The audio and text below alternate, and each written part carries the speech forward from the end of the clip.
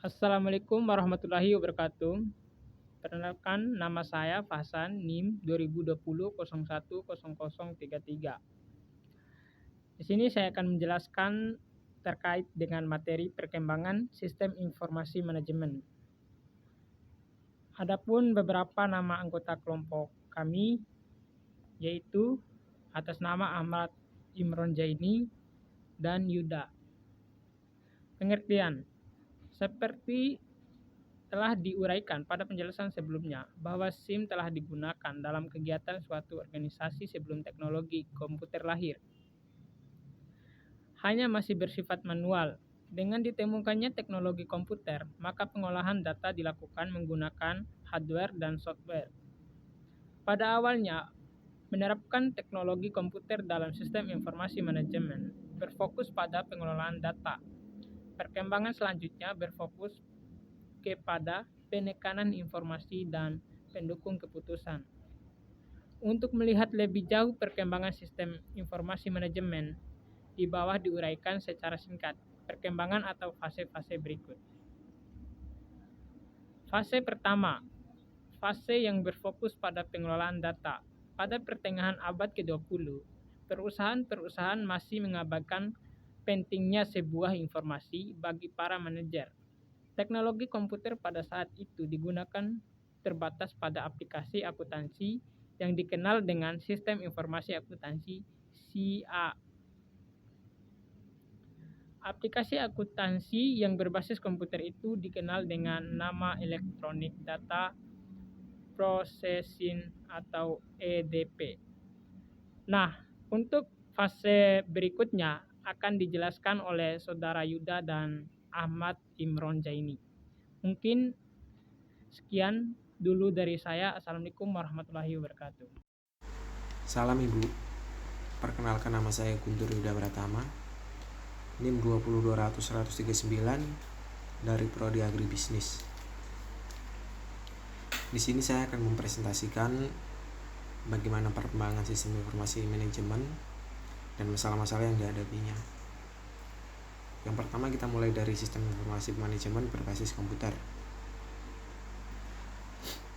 Pengertiannya secara singkat, sistem ini merupakan sistem mengolah data menjadi sebuah informasi yang berkualitas yang digunakan untuk alat bantu pengambilan keputusan. Contoh sebagai aplikasi adalah aplikasi sistem informasi berbasis komputer atau SIM, sistem informasi manajemen aplikasinya. Tujuan SIM ini memenuhi kebutuhan informasi umum semua manajer dalam perusahaan atau dalam sub-unit organisasional perusahaan.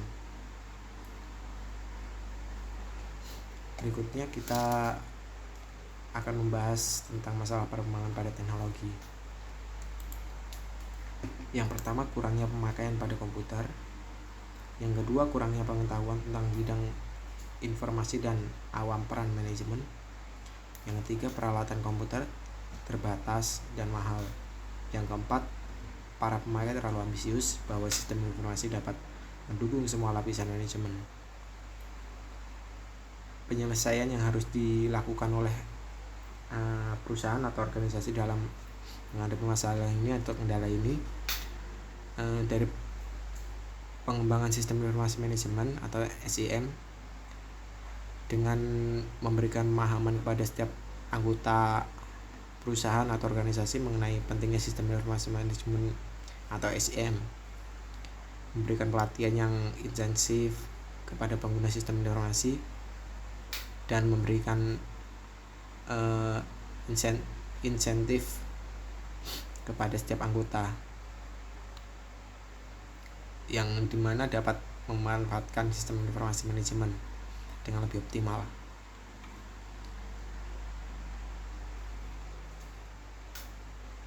Yang kedua, kita masuk pada fase pendukung keputusan.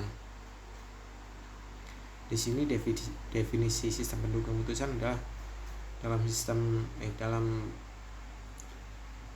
ini yang berarti sistem informasi berbasis komputer yang digunakan untuk mendukung pengambilan sebuah keputusan dalam sebuah perusahaan atau organisasi.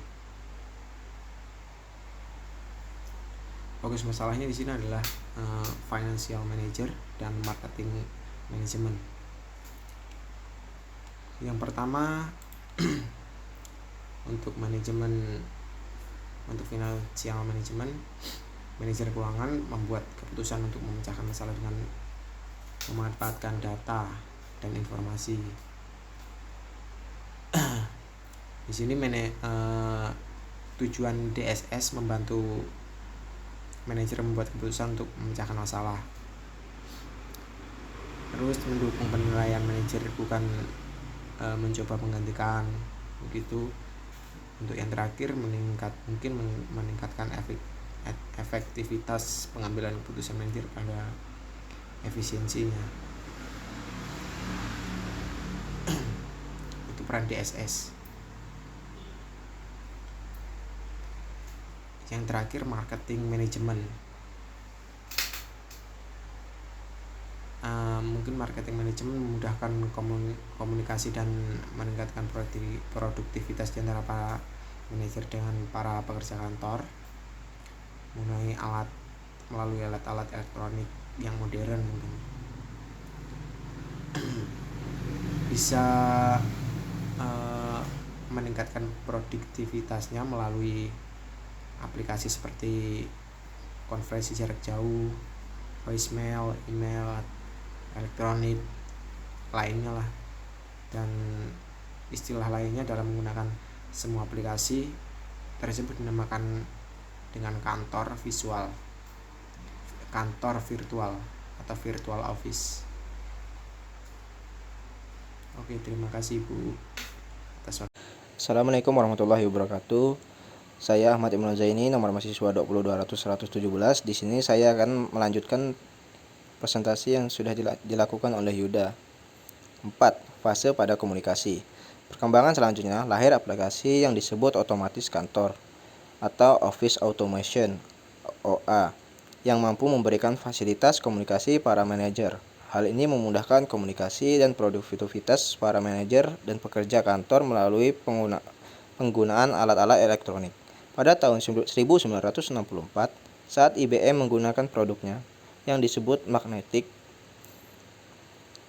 tape operasi pengetikan ini mengarah pada aplikasi OA yang disebut pengolahan kata atau word processing. Sistem OA ini berkembang meliputi aplikasi konferensi jarak jauh, teleconferencing, voicemail, surat elektronik, dan desktop publishing. Yang kelima, fase potensial pada konsultasi.